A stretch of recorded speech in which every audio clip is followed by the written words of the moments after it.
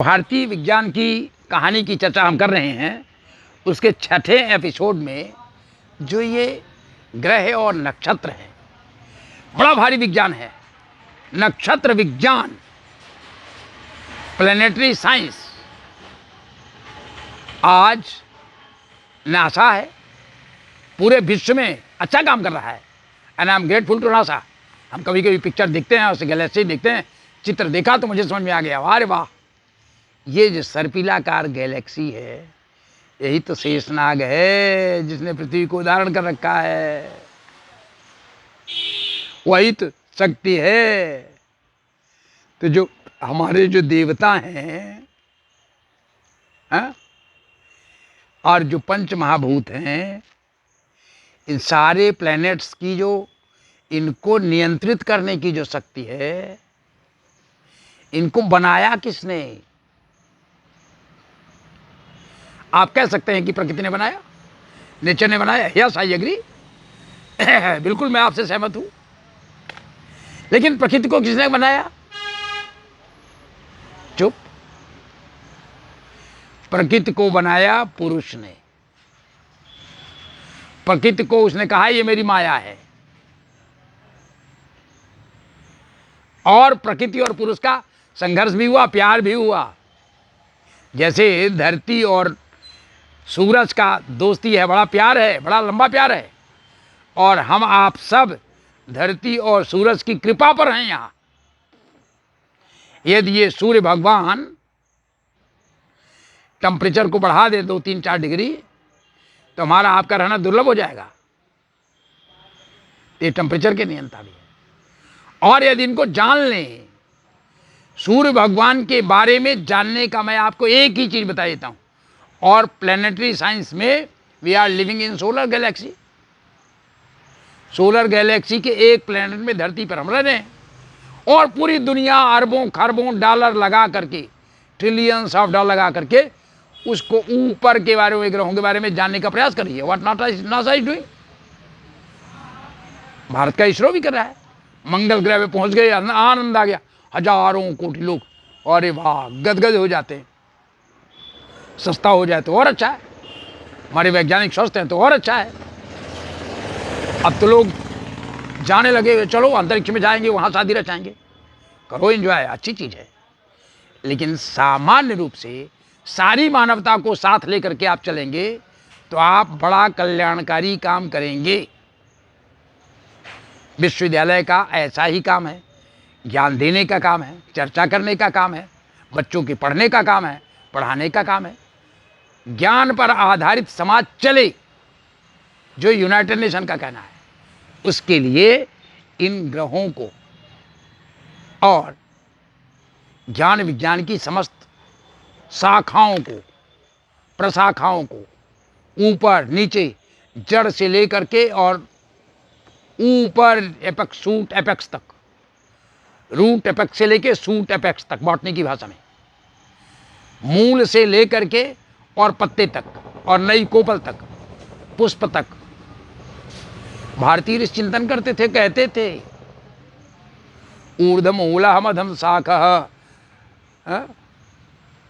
ऊर्ध्वमूल मध्य शाखा, आगे भूल गया।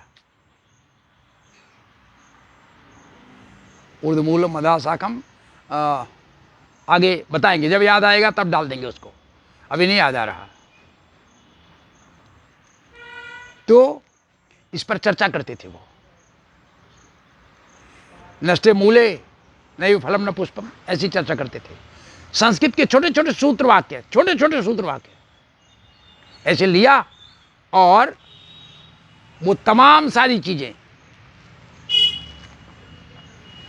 हाँ याद आ गया। ऊर्ध्वमूलम अधाशाखम अश्वत्थः प्राहुरव्यम छंदांसि यस्य पर्णानि यस्तं वेद स वेदवित् अधश्चोर्धश्च प्रशास्तस्य शाखा गुण प्रविद्या विषय प्रबाला। ये सारी चीजें अब लोग कहेंगे बहुत सारे कि नहीं, संस्कृत को हमको आती नहीं है। तो बाबा, ज्ञान समझना है तो संस्कृत को तो पढ़ना पड़ेगा। थोड़ा सा हिंदी अनुवाद कर लीजिएगा, थोड़ा अंग्रेजी अनुवाद कर लीजिएगा, अरबी में अनुवाद कर लीजिएगा। गीता का दुनिया की, विश्व की समस्त भाषाओं में अनुवाद है। इसलिए मैं कहता हूं समस्त भाषाओं को समझिए। कोशिश करिए जितना आपसे बन जाए, अनुवाद कर लीजिए। आजकल तो टेक्नोलॉजी है अनुवाद कर देने की, थोड़ा बहुत तो समझ में आएगा। लेकिन सरल तो समझ में आता है ना कि सब कुछ पढ़ने का है। ऑप्शन दे दीजिए किस बच्चे को क्या पढ़ना है, बढ़िया प्रदर्शनी लगा दीजिए, 15 एकड़ में, 20 एकड़ में, 25 हेक्टेयर में, 100 एकड़ में, 200, 500 में, और विद्यार्थी को मुक्त छोड़ दीजिए। वहाँ पढ़े भी, लिखे भी, खाए भी, पिए भी, मस्त रहे, खेले भी, कूदे भी। आपने उसको पिजन होल कंपार्टमेंट में कर दिया है। उस कमरे में बैठेगा, एक टीचर आएगा, इतनी देर पढ़ाएगा, यही पढ़ाएगा, इतना ही करना है, इसके आगे कुछ नहीं करना है, इसके बाद ये नौकरी कर लेना है, मिल गई तो। और एक पद के लिए 1 लाख एप्लीकेशन आएंगे, एक सेलेक्ट करेंगे, बाकी सड़ रहे हैं या मर रहे नहीं पता है, और फिर रिटायर हुए, पेंशन पाए, मर गए। जीवन का यही अर्थ है क्या? बेचारे जान ही नहीं कि सुख क्या है, सहिष्णुता क्या है, दान क्या है, पुण्य क्या है, पढ़ाई क्या है, लिखाई क्या है, ज्ञान क्या है, हमको कहाँ जाना चाहिए, हम कौन है, जीवन का उद्देश्य ही नहीं समझे। इन जीवन के उद्देश्यों को समझने के लिए भारतीय संस्कृति ही सबसे अच्छी है। और इसने जब प्लानिटरी साइंस की चर्चा की ना, आपको आश्चर्य लगेगा, नासा से आज भी आगे है। मैं बहुत गंभीरता से कह रहा हूँ, भारत का जो प्लानिटरी साइंस है, जो ऋषियों ने वर्णन किया है, जो वाल्मीकि ने सूर्य भगवान का वर्णन किया, सूर्य का वर्णन किया है, उसके नामों का अर्थ निकाल लीजिए, आपको आश्चर्य लगेगा। जो सूर्य संबंधित मंत्र हैं उनको निकाल लीजिए, और पृथ्वी संबंधित मंत्र हैं उनको निकाल लीजिए। जो सोम, मंगल, बुध, बृहस्पति, शुक्र, शनि, राहु, केतु के बारे में जो मंत्र हैं उनको निकाल लीजिए, और आज के नासा के विज्ञान के साथ इनको कंपेयर कर लीजिए। 100% आप पाएंगे कि अभी हमारा आधुनिक विज्ञान कई बातों में, नॉट ऑल, मैं फिर से बड़ा सावधानी से कह रहा हूं, कई बातों में अभी उसको समझने की जरूरत है, और उसका गाइड करता है, वेद उसको गाइड करता है। उसको भारतीय ग्रंथों में, संस्कृत ग्रंथों में उसका बहुत अच्छा वर्णन मिलता है, पृथ्वी के बारे में, सूर्य के बारे में, नवग्रहों के बारे में। और इन सब का अध्ययन, इन सब पर अच्छा अनुसंधान भारत ही विश्व के कल्याण के लिए होना चाहिए। तो आइए हम इस विश्वविद्यालय में, केशव विश्वविद्यालय में, हजारों लोगों को आमंत्रित करते हैं, वेतनभोगी कर्मचारी बनने के लिए नहीं, अच्छा अनुसंधान करने के लिए। आप जहां वहीं हवन करें,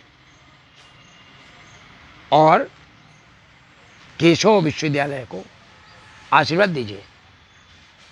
ये ज्ञान पर आधारित समाज क्या होगा, कैसे होगा, पूरे विश्व में जहां मन हो वहां केंद्र खोलिए, और वीडियो बनाइए, लिखिए, पढ़िए, चिंतन कीजिए, और पूरे मानव समाज को, पूरे विश्व की सभ्यता को आगे लेकर के चले।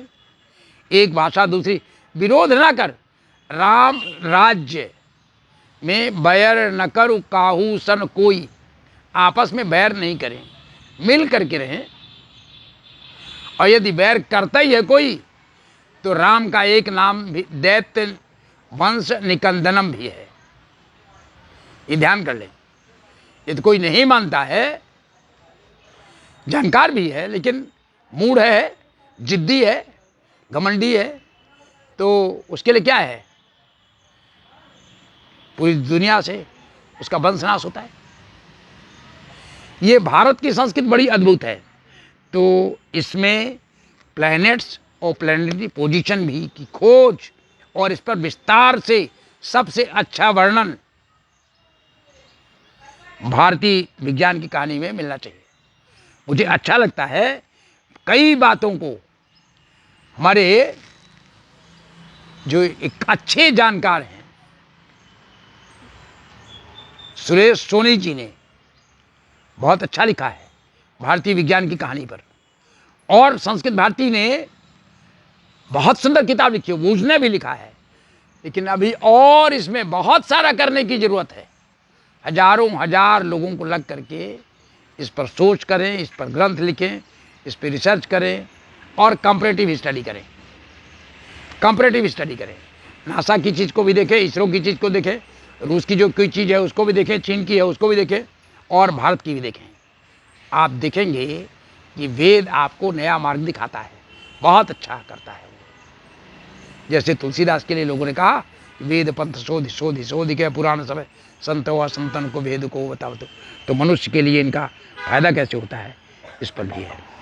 आइए नमस्कार करते हैं और नक्षत्र विज्ञान के बाद अगले एपिसोड में चलते हैं और इन नक्षत्रों का मनुष्य पर क्या प्रभाव पड़ा है, इसको हम 8वें एपिसोड में देखेंगे।